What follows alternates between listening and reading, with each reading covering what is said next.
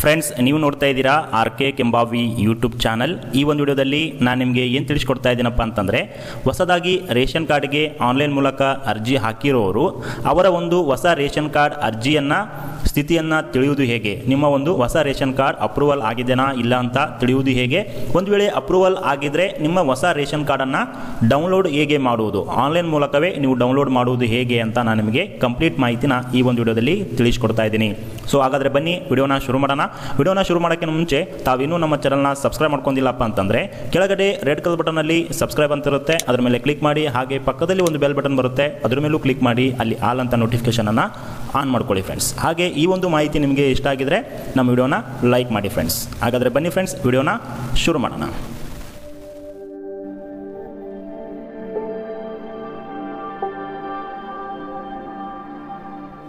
ಹೌದು ಫ್ರೆಂಡ್ಸ್, ಏನು ಹೊಸದಾಗಿ BPL ರೇಷನ್ ಕಾರ್ಡ್ ಆಗಿರ್ಬೋದು ಅಥವಾ APL ರೇಷನ್ ಕಾರ್ಡ್ಗೆ ಆನ್ಲೈನ್ ಮೂಲಕ ನೀವು ಅರ್ಜಿಯನ್ನು ಹಾಕಿದರೆ ನಿಮ್ಮ ಒಂದು ರೇಷನ್ ಕಾರ್ಡ್ ಅಪ್ರೂವಲ್ ಆಗಿದೆನಾ ಇಲ್ಲ ಅಂತ ಒಂದು ಸ್ಟೇಟಸನ್ನು ನೋಡೋದು ಹೇಗೆ, ಅದರ ಜೊತೆಗೆ ಅಪ್ರೂವಲ್ ಆದಮೇಲೆ ಅದು ಯಾವ ರೀತಿಯಾಗಿ ನಿಮ್ಮ ಹೊಸ ರೇಷನ್ ಕಾರ್ಡ್ ನಂಬರ್ ಬರುತ್ತೆ, ಅದನ್ನು ಹೊಸ ರೇಷನ್ ಕಾರ್ಡನ್ನು ನೀವು ಆನ್ಲೈನ್ ಮೂಲಕವೇ ಡೌನ್ಲೋಡ್ ಮಾಡೋದು ಹೇಗೆ ಅಂತ ನಾನು ನಿಮಗೆ ತಿಳಿಸ್ಕೊಡ್ತಾ ಇದ್ದೀನಿ. ಸೊ ಅದಕ್ಕೆ ನೀವು ಮೊದಲಿಗೆ ಏನು ಮಾಡಬೇಕಪ್ಪ ಅಂತಂದರೆ, ಕರ್ನಾಟಕ ಸರ್ಕಾರದ ಒಂದು ವೆಬ್ಸೈಟ್ ಇದೆ, ahara.nic.karnataka.in ಅಂತ.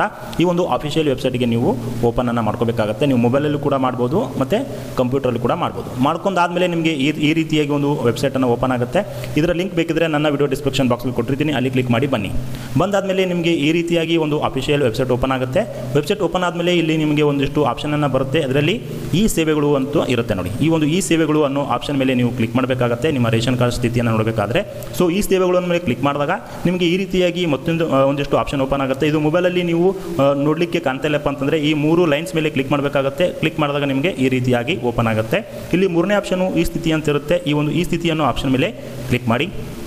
ಈ ಸ್ಥಿತಿಯನ್ನು ಆಪ್ಷನ್ ಮೇಲೆ ಕ್ಲಿಕ್ ಮಾಡಿದಾಗ ಮತ್ತೆ 2 ಆಪ್ಷನ್ ಓಪನ್ ಆಗುತ್ತೆ. ಅಲ್ಲಿ ನೀವು ಮೊದಲಿಗೆ ಹೊಸ ಅಥವಾ ಹಾಲಿ ಪಡಿತರ ಚೀಟಿ ಅಂತ ಇರುತ್ತೆ, ಆ ಒಂದು ಆಪ್ಷನ್ ಮೇಲೆ ಕ್ಲಿಕ್ ಮಾಡಿ. ಸೊ ಆ ಒಂದು ಆಪ್ಷನ್ ಮೇಲೆ ಕ್ಲಿಕ್ ಮಾಡಿದಾಗ ಇಲ್ಲಿ ನಿಮ್ಮ ಒಂದು ಡಿಸ್ಟ್ರಿಕ್ಟನ್ನು ಸೆಲೆಕ್ಟ್ ಮಾಡಬೇಕಾಗುತ್ತೆ. ಡಿಸ್ಟ್ರಿಕ್ಟಲ್ಲಿರುವಂಥ ಒಂದು ಲಿಂಕ್ ಇದೆ, ಆ ಲಿಂಕ್ ಮೇಲೆ ಕ್ಲಿಕ್ ಮಾಡಬೇಕು. ನಿಮಗೆ ಯಾವ ನಿಮ್ಮ ಒಂದು ರೇಷನ್ ಕಾರ್ಡ್ ಅಪ್ಲೈ ಮಾಡಿದ್ರೆ ನೀವು ಯಾವ ಒಂದು ಡಿಸ್ಟ್ರಿಕ್ಟಲ್ಲಿ ಇದ್ದೀರಾ ಆ ಡಿಸ್ಟ್ರಿಕ್ಟ್ ಲಿಸ್ಟಲ್ಲಿ ಮೇಲೆ ನೀವು ಕ್ಲಿಕ್ ಮಾಡಬೇಕು. ನಾವು ಯಾದಗಿರಿ ಡಿಸ್ಟ್ರಿಕ್ಟಲ್ಲಿರುವಂಥ ರೇಷನ್ ಕಾರ್ಡ್ ನೋಡ್ತಾ ಇದ್ದೀನಿ. ಸೊ ಇಲ್ಲಿ ಯಾದಗಿರಿ ಡಿಸ್ಟ್ರಿಕ್ಟಲ್ಲಿ ಲಿಂಕ್ ಇರೋದು ಇದು ಇದೆ. ಈ ಒಂದು ಆಪ್ಷನ್ ಮೇಲೆ ನಾನು ಕ್ಲಿಕ್ ಮಾಡ್ತೀನಿ. ಕ್ಲಿಕ್ ಮಾಡಿದ ಮೇಲೆ ಸೊ ಇಲ್ಲಿ ನಮಗೆ ಇನ್ನೊಂದು ಶೀಟು ಓಪನ್ ಆಗುತ್ತೆ. ಇಲ್ಲಿ ನೋಡ್ತಿರ್ಬೋದು ಬೇರೆ ಬೇರೆ ಎಲ್ಲ ಆಪ್ಷನ್ ಇದೆ. ನಮಗೆ ಮೇನ್ ಬೇಕಾಗಿರೋದು ಹೊಸ ಪಡಿತರ ಚೀಟಿಯ ಸಲ್ಲಿಸಲಾಗಿರುವಂಥ ಅರ್ಜಿಯ ಸ್ಥಿತಿಯನ್ನು ನೋಡಬೇಕಾಗಿದೆ. ಸೊ ಈ ಒಂದು ಆಪ್ಷನ್ ಮೇಲೆ ಕ್ಲಿಕ್ ಮಾಡೋಣ. ಈ ಒಂದು ಆಪ್ಷನ್ ಮೇಲೆ ನೀವು ಕೂಡ ಕ್ಲಿಕ್ ಮಾಡಿ. ಇಲ್ಲಿ ನಿಮಗೆ 2 ಆಪ್ಷನ್ ಬರುತ್ತೆ, ಒಂದು ಅರ್ಬನ್ನು, ಇನ್ನೊಂದು ರೂರಲ್ ಅಂತ. ನೀವು ಹಳ್ಳಿ ಪ್ರದೇಶದಲ್ಲಿದ್ದರೆ ರೂರಲನ್ನು ಸೆಲೆಕ್ಟ್ ಮಾಡ್ಕೊಳ್ಳಿ. ರೂರಲನ್ನು ಸೆಲೆಕ್ಟ್ ಮಾಡಿದಾಗ ನಿಮಗೆ ರೇಷನ್ ಕಾರ್ಡ್ ನಂಬರು ಮತ್ತು ಡಿಸ್ಟ್ರಿಕ್ಟು ತಾಲೂಕು ಎಲ್ಲ ಹಾಕಬೇಕಾಗುತ್ತೆ. ನೀವು ಅರ್ಬನ್ ಅಂತ ಸೆಲೆಕ್ಟ್ ಮಾಡಿದಾಗ ರೀತಿಯಾಗಿ ಯಾವುದು ಹಾಕಲಿಕ್ಕೆ ಅವಶ್ಯಕತೆ ಇರೋದಿಲ್ಲ. ಸೊ ಈ 2 ಆಪ್ಷನ್ ಸೆಲೆಕ್ಟ್ ಮಾಡ್ಕೊಂಡು ನೀವು ಅಪ್ಲಿಕೇಶನನ್ನು ಹಾಕುವಾಗ ಹಾಕಿದ ಮೇಲೆ ನಿಮಗೊಂದು ಅಕ್ನಾಲೆಜ್ಮೆಂಟ್ ನಂಬರ್ ಬರುತ್ತೆ 4041 ಈ ಥರ ಒಂದು. ಸೊ ಆ ಒಂದು ಅಪ್ಲಿಕೇಶನ್ ಅಥವಾ ಅಕ್ನಾಲೆಜ್ಮೆಂಟ್ ನಂಬರನ್ನು ನೀವು ಇಲ್ಲಿ ಎಂಟ್ರಿ ಮಾಡಿ ಗೋ ಅನ್ನೋ ಆಪ್ಷನ್ ಮೇಲೆ ಕ್ಲಿಕ್ ಮಾಡಿ. ಸೊ ಆ ಒಂದು ಆಪ್ಷನ್ ಮೇಲೆ ಕ್ಲಿಕ್ ಮಾಡಿದ ಮೇಲೆ ನಿಮಗೆ ಈ ರೀತಿಯಾಗಿ ಒಂದು ಸ್ಟೇಟಸನ್ನು ಬರುತ್ತೆ ಅಂತಲೇ ಹೇಳ್ಬೋದು. Your ration card applied number, date ಇರುತ್ತೆ ಮತ್ತು ಸುರ್ಪುರು ತಾಲೂಕು ಅಂದರೆ ನಿಮ್ಮ ಒಂದು ತಾಲೂಕಿಗೆ ರಿಸೀವ್ ಆಗಿದೆ, ಅಲ್ಲಿ ಇರುವಂಥ ಕನ್ಸರ್ನ್ ಫುಡ್ ಇನ್ಸ್ಪೆಕ್ಟರ್ ಅವರಿಗೆ ನಾವು ಪ್ರೊಸೆಸಿಂಗ್ ಮಾಡಲಿಕ್ಕೆ ಕೊಟ್ಟಿದ್ದೀವಿ ಅಂತ ಬರುತ್ತೆ. ಸೊ ಈ ರೀತಿಯಾಗಿ ನಿಮ್ಮ ಒಂದು ಸ್ಟೇಟಸ್ ಒಂದು ಅಪ್ಲಿಕೇಶನ್ ಸ್ಟೇಟಸ್ ಈ ಥರ ನೋಡ್ಬೋದು. ಒಂದು ವೇಳೆ ನಿಮ್ಮದು ಇದೇ ರೀತಿಯಾಗಿ ತೋರಿಸ್ತಾ ಇದ್ದರೆ ನೀವು ಇನ್ನೂ ವೇಟ್ ಮಾಡಬೇಕಾಗತ್ತೆ, ನಿಮ್ದು ಇನ್ನೂ ಅಪ್ರೂವಲ್ ಆಗಿಲ್ಲ. ಸೊ ನಾವು ಅಪ್ರೂವಲ್ ಆಗತ್ತನ ವೇಟ್ ಮಾಡೋಣ, ಆಮೇಲೆ ಹೇಗೆ ಬರುತ್ತೆ ಅಂತ ನಾನು ನಿಮಗೆ ತಿಳಿಸ್ಕೊಡ್ತೀನಿ. ಸೊ ನಮ್ಮ ಅಪ್ಲಿಕೇಶನ್ನು ಅಪ್ರೂವಲ್ ಆದಮೇಲೆ ಹೇಗೆ ಬರುತ್ತೆ ಅಂತ ನೋಡೋದಾದರೆ, ಈಗ ನಮ್ಮ ಅಪ್ಲಿಕೇಶನ್ ಅಪ್ರೂವಲ್ ಆಗಿದೆ. ಅಪ್ರೂವಲ್ ಆದಮೇಲೆ ಏನು ಮಾಡಬೇಕಂದ್ರೆ ಸೇಮ್ ಪ್ರೊಸೀಜರು ನಾನು ನಿಮಗೆ ಆವಾಗಲೇ ತಿಳಿಸಿರುವ ಹಾಗೆ ಒಂದು ಅಪ್ಲಿಕೇಶನ್ ಸ್ಟೇಟಸನ್ನು ನೋಡಬೇಕಾದ್ರೆ ಈ ಒಂದು ಲಿಂಕ್ ಮೇಲೆ ಕ್ಲಿಕ್ ಮಾಡಬೇಕು. ಕ್ಲಿಕ್ ಮಾಡಿದ್ಮೇಲೆ ಇಲ್ಲಿ ನಿಮಗೆ ಅದೇ ಸೇಮ್ ಅಕ್ನಾಲೆಜ್ಮೆಂಟ್ ನಂಬರನ್ನು ಹಾಕಿ ಗೋ ಅನ್ನೋ ಆಪ್ಷನ್ ಮೇಲೆ ಕ್ಲಿಕ್ ಮಾಡಬೇಕಾಗುತ್ತೆ. ಫ್ರೆಂಡ್ಸ್, ಇಲ್ಲಿ ಆವಾಗಲೇ ಹೇಳಿರುವ ಹಾಗೆ ನಿಮ್ಮ ಒಂದು ಹೊಸ ರೇಷನ್ ಕಾರ್ಡ್ಗೆ ಅರ್ಜಿಯ ಸ್ಥಿತಿಯನ್ನು ತಿಳಿಬೇಕಾದ್ರೆ ಈ ಒಂದು ಅಫಿಷಿಯಲ್ ವೆಬ್ಸೈಟ್ಗೆ ಬರಬೇಕು. ಬಂದಾದಮೇಲೆ ಇಲ್ಲಿ ನಿಮ್ಮ ಒಂದು ಏರಿಯಾನ ಸೆಲೆಕ್ಟ್ ಮಾಡಬೇಕಾಗುತ್ತೆ. ಸೆಲೆಕ್ಟ್ ಮಾಡಿಕೊಂಡು ನಿಮ್ಮ ಅಕ್ನಾಲೆಜ್ಮೆಂಟ್ ನಂಬರನ್ನು ಹಾಕಬೇಕು. ನೆಕ್ಸ್ಟು ನಿಮ್ಮ ಒಂದು ಡಿಸ್ಟ್ರಿಕ್ಟು, ತಾಲೂಕಾ, ಪಂಚಾಯತಿಯನ್ನು ಹಾಕಬೇಕು. ಈಗ ನಮ್ಮ ಒಂದು ಅಪ್ರೂವಲ್ ಆಗಿರುವಂಥ ರೇಷನ್ ಕಾರ್ಡ್ ಹೇಗೆ ಬರುತ್ತೆ ನಾನು ನಿಮಗೆ ತಿಳಿಸ್ಕೊಡ್ತಾ ಇದ್ದೀನಿ ನೋಡಿ. ಈ ಎಲ್ಲ ಡೀಟೇಲ್ಸ್ ಹಾಕಿದ ಮೇಲೆ ಗೋ ಅನ್ನೋ ಆಪ್ಷನ್ ಮೇಲೆ ಕ್ಲಿಕ್ ಮಾಡಿ. ಗೋ ಅನ್ನೋ ಆಪ್ಷನ್ ಮೇಲೆ ಕ್ಲಿಕ್ ಮಾಡಿದಾಗ ಇಲ್ಲಿ ನಿಮಗೆ ನೋಡ್ತಿರ್ಬೋದು ಯುವರ್ ಅಪ್ಲಿಕೇಶನ್ ನಂಬರ್ ಇದೆ, ಈ ತಾರೀಕು ಕೂಡ ಇದೆ, ಈ ಒಂದು ತಾಲೂಕಲ್ಲಿ ಈ ಒಂದು ಪಂಚಾಯತಿಯಲ್ಲಿ ನಿಮ್ಮ ಅಪ್ರೂವ್ಡ್ ಆಗಿದೆ, ಫುಡ್ ಇನ್ಸ್ಪೆಕ್ಟರ್ ಅಪ್ರೂವ್ಡ್ ಮಾಡಿದ್ದಾರೆ. ಸೊ ಹೊಸ ರೇಷನ್ ಕಾರ್ಡ್ ನಂಬರ್ ಈ ಥರ ಇದೆ ನಿಮ್ಮದು ಅಂತ ಇಲ್ಲಿ 300900 ಈ ಥರ ನಿಮ್ಮದೊಂದು ರೇಷನ್ ಕಾರ್ಡ್ ಬರುತ್ತೆ.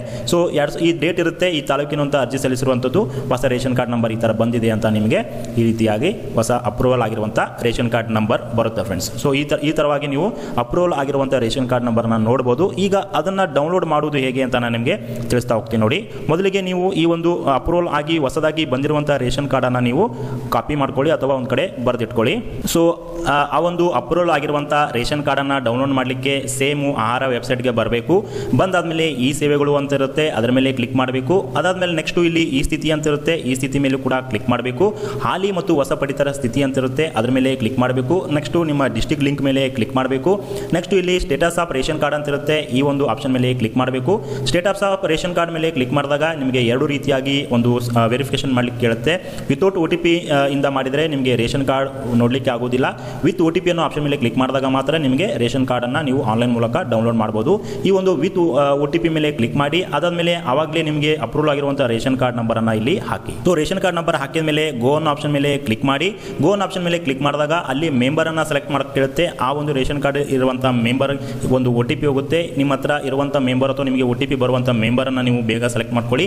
ಸೊ ಆದಮೇಲೆ ನೆಕ್ಸ್ಟ್ ಗೋ ಅನ್ನೋ ಆಪ್ಷನ್ ಮೇಲೆ ಕ್ಲಿಕ್ ಮಾಡಿ.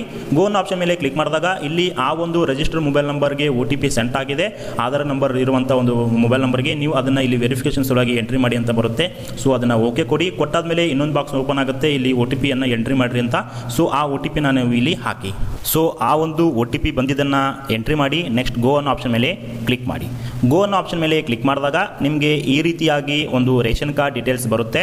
ಸೊ ಈ ರೀತಿಯಾಗಿ ನಿಮಗೆ ಒಂದು ರೇಷನ್ ಕಾರ್ಡ್ ಸ್ಥಿತಿಯನ್ನು ಸಿಗುತ್ತೆ. ಇಲ್ಲಿ ನಿಮ್ಮ ಒಂದು ರೇಷನ್ ಕಾರ್ಡ್ ನಂಬರ್ ಇರುತ್ತೆ, ತಾಲೂಕಾ ಮತ್ತು ಏರಿಯಾ, ಸ್ಟೇಟಸ್ಸು, ವೆರಿಫಿಕೇಷನ್ ಆಗಿದ್ದು, ಆಮೇಲೆ ಯಾವ ಟೈಪ್ RC ಅಂದರೆ ರೇಷನ್ ಕಾರ್ಡ್ ಯಾವ ಟೈಪ್ ಇದೆ, ಮತ್ತು ಅಡ್ರೆಸ್ ಯಾವ ಒಂದು ರೇಷನ್ ಅಂಗಡಿಯಲ್ಲಿ ನಿಮಗೆ ಸಿಗುತ್ತೆ, ಅದೆಲ್ಲವೂ ಕೂಡ ನೀವು ಈ ರೀತಿಯಾಗಿ ನೋಡ್ಬೋದು. ಅದೇ ರೀತಿಯಾಗಿ ಇಲ್ಲಿ ಮೆಂಬರ್ ಡೀಟೇಲ್ಸ್ ಕೂಡ ನೀವು ಚೆಕ್ ಮಾಡ್ಕೋಬೋದು. ಅವರ KYC ಆಗಿದೆನಾ ಇಲ್ಲ ಅಂತ ಕೂಡ ಚೆಕ್ ಮಾಡ್ಕೋಬೋದು. ಅದಾದಮೇಲೆ ಇಲ್ಲಿ ಒಂದು ರೇಷನ್ ಕಾರ್ಡ್ ತಿಂಗಳಲ್ಲಿ ಒಂದು ಡೀಟೇಲ್ಸ್, ಅಲಾಟ್ಮೆಂಟ್ ಡೀಟೇಲ್ಸ್ ಕೂಡ ನೀವು ನೋಡ್ಬೋದು. ಸೊ ನೆಕ್ಸ್ಟ್ ಇಲ್ಲಿ ಕೆಳಗೆ ನಿಮಗೆ ಒಂದು ಆಪ್ಷನ್ ಸಿಗುತ್ತೆ, ವ್ಯೂ RC ಡೀಟೇಲ್ಸ್ ಅಥವಾ ಪಡಿತರ ವೀಕ್ಷಣೆ ಅಂತ. ಈ ಒಂದು ಪಡಿತರ ಚೀಟಿ ವೀಕ್ಷಣೆ ಹತ್ರ ವ್ಯೂ ರೇಷನ್ ಕಾರ್ಡ್ ಡೀಟೇಲ್ಸ್ ಅಂತ ಇರುತ್ತೆ. ಈ ಒಂದು ಆಪ್ಷನ್ ಮೇಲೆ ನೀವು ಕ್ಲಿಕ್ ಮಾಡಿದಾಗ ನಿಮಗೆ ರೇಷನ್ ಕಾರ್ಡ್ ಸಿಗುತ್ತೆ. ಈ ಒಂದು ಆಪ್ಷನ್ ಮೇಲೆ ಕ್ಲಿಕ್ ಮಾಡಿ. ಸೊ ಈ ಒಂದು ಆಪ್ಷನ್ ಮೇಲೆ ಕ್ಲಿಕ್ ಮಾಡಿದಾಗ ನಿಮಗೆ ಈ ರೀತಿಯಾಗಿ ಹೊಸ ರೇಷನ್ ಕಾರ್ಡು ಡೌನ್ಲೋಡ್ ಆಗುತ್ತಂತಲೇ ಹೇಳ್ಬೋದು ಫ್ರೆಂಡ್ಸ್. ಇಲ್ಲಿ ನೋಡ್ತಾ ಇದ್ರಲ್ಲ, ಈ ರೀತಿಯಾಗಿ ನಿಮಗೆ ಹೊಸ ರೇಷನ್ ಕಾರ್ಡು ಡೌನ್ಲೋಡ್ ಆಗುತ್ತೆ. ಸೊ ಫ್ರೆಂಡ್ಸ್, ಈ ರೀತಿಯಾಗಿ ನೀವು ಹೊಸ ರೇಷನ್ ಕಾರ್ಡನ್ನು ಡೌನ್ಲೋಡ್ ಮಾಡ್ಬೋದು. ಇದು ನೀವು ಕಲರ್ ಪ್ರಿಂಟ್ ತೊಗೊಂಡು ನಿಮ್ಮ ಒಂದು ಪಡಿತರ ಒಂದು ಪಡಿಬೋದು. ಅಂದರೆ ನಿಮ್ಮ ಒಂದು ರೇಷನ್ ಕಾರ್ಡನ್ನು ನೀವು ಈ ಒಂದು ಡಾಕ್ಯುಮೆಂಟ್ ಮೂಲಕ ಪಡಿಬೋದು.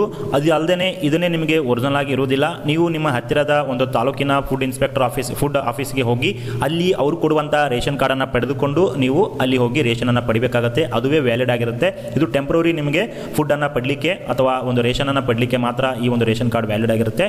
ನೀವು ಅಪ್ರೂವಲ್ ಆದಮೇಲೆ ನಿಮ್ಮ ಹತ್ತಿರದ ಒಂದು ಫುಡ್ ಡಿಪಾರ್ಟ್ಮೆಂಟ್ಗೆ ಹೋಗಿ ಅಲ್ಲಿ ನೀವು ಹೊಸ ರೇಷನ್ ಕಾರ್ಡನ್ನು ಬೈ ಹ್ಯಾಂಡ್ ಆಗಿ ಪಡೆದುಕೊಳ್ಬೇಕು ಫ್ರೆಂಡ್ಸ್. ಸೊ ಈ ಥರ ಒಂದು ಹೊಸ ರೇಷನ್ ಕಾರ್ಡ್ಗೆ ಅಪ್ರೂವಲ್ ಸ್ಟೇಟಸನ್ನು ಚೆಕ್ ಮಾಡೋದು ಹೇಗೆ, ಆಮೇಲೆ ಅಪ್ರೂವಲ್ ಆಗಿರುವಂಥ ರೇಷನ್ ಕಾರ್ಡನ್ನು ಡೌನ್ಲೋಡ್ ಮಾಡೋದು ಹೇಗೆ ಅಂತ ನಾನು ನಿಮಗೆ ಕಂಪ್ಲೀಟ್ ಮಾಹಿತಿನ ಈ ಒಂದು ವಿಡಿಯೋದಲ್ಲಿ ತಿಳಿಸ್ಕೊಟ್ಟಿದ್ದೀನಿ. ಈ ಒಂದು ವಿಡಿಯೋ ನಿಮಗೆ ಇಷ್ಟ ಆಗಿದ್ರೆ ದಯವಿಟ್ಟು ನಮ್ಮ ವಿಡಿಯೋಗೆ ಲೈಕ್ ಮಾಡಿ, ಹಾಗೆ ಎಲ್ಲರಿಗೂ ಈ ಮಾಹಿತಿನ ಶೇರ್ ಮಾಡಿ ನಮಗೆ ಸಪೋರ್ಟ್ ಮಾಡಿ ಫ್ರೆಂಡ್ಸ್. Thank you.